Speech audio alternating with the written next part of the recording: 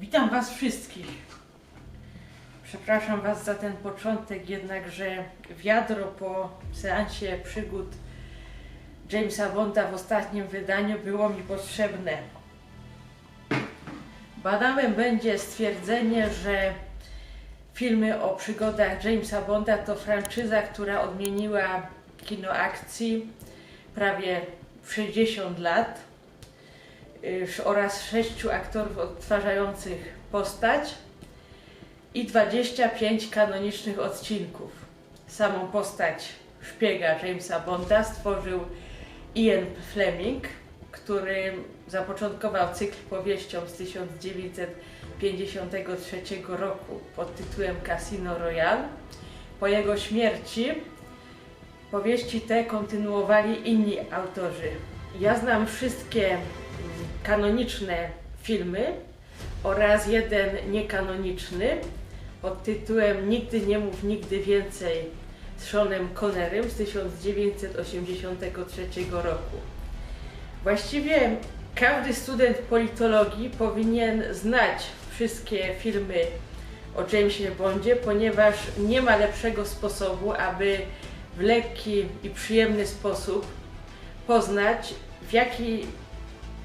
jak zmieniał się świat, jeżeli chodzi o politykę, technologię i obyczajowość od wczesnych lat 60. XX wieku do trzeciej dekady XXI wieku.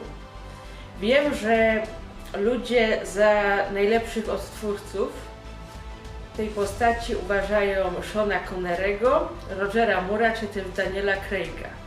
Moim faworytem jest osobiście Sean Connery, ale nie przepadam za Rogerem Moorem. Uważam, że jego kreacja była dosyć groteskowa i niepoważna.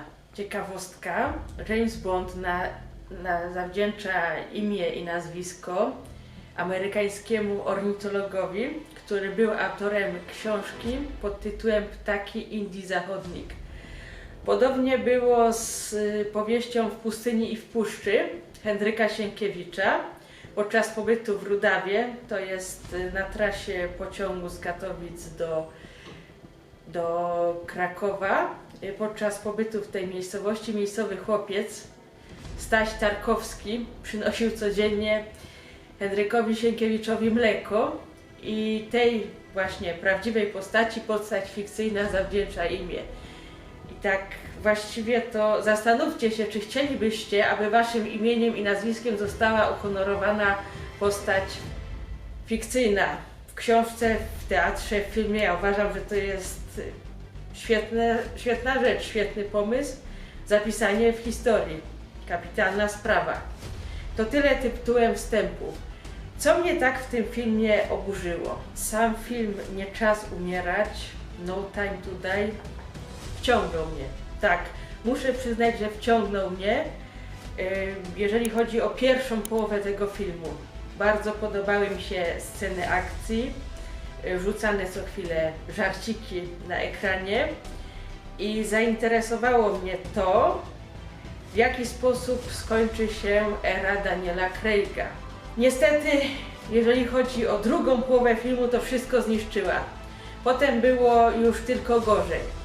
Jeżeli uważacie Casino Royale za film nieortodoksyjny, heretycki wręcz w bondowskim cyklu, to w porównaniu do Nie czas umierać to jest nic.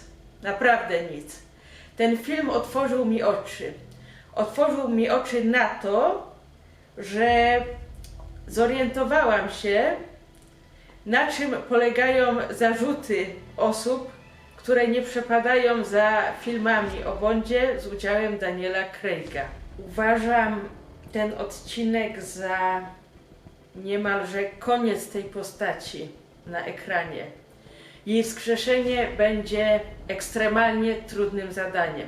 Wprawdzie w napisach końcowych twórcy obiecują, że James Bond powróci, ale nie mam doprawdy pomysłu, jak mieliby to zrobić. Chociaż ja mam osobiście swoją propozycję na to. Daje do myślenia ten film, że w natłoku dzisiejszych wyniszczających sporów politycznych między prawą a lewą stroną twórcy najprawdopodobniej stosują gotowanie żaby, wprowadzając czarnoskórą postać, która przyjmuje kryptonim 007. Twórcy chcą sprawdzić prawdopodobnie, jakie to wywoła reakcje widowni i być może w przyszłości taką postać pod nazwiskiem Bond czarnoskórą wprowadzić o kryptonimie 007. Jestem na nie.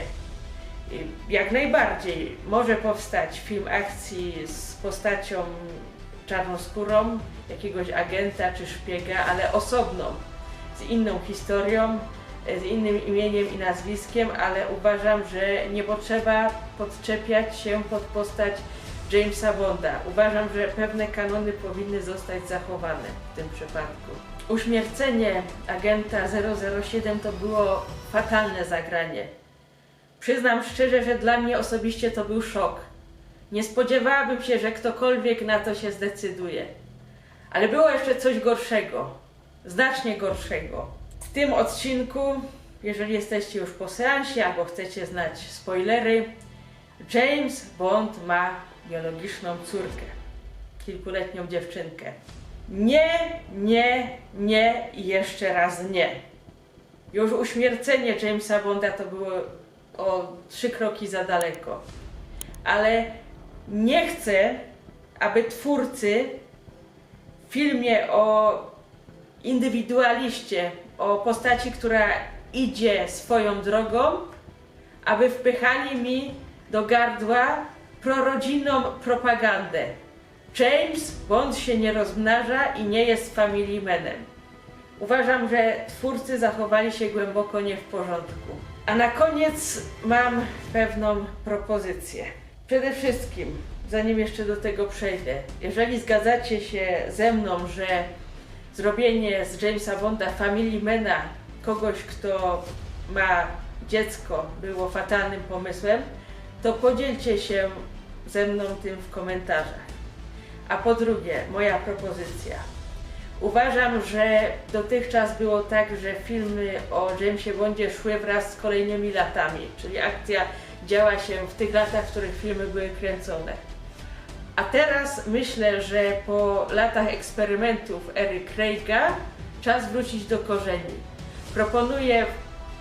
Proponuję osadzić akcję kolejnych filmów w latach 60.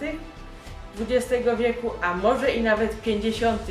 XX wieku, kiedy powieść Casino Royale została napisana. Ówczesna technologia, polityka, obyczajowość, będzie to taki powrót do źródeł, do korzeni i taka wycieczka do innych czasów. Uważam, że dobrze by to serii zrobiło. Dziękuję Wam za uwagę, podzieliłam się z Wami swoimi wrażeniami, a teraz Wy ze mną podzielcie się swoimi komentarzami. Dziękuję Wam za uwagę.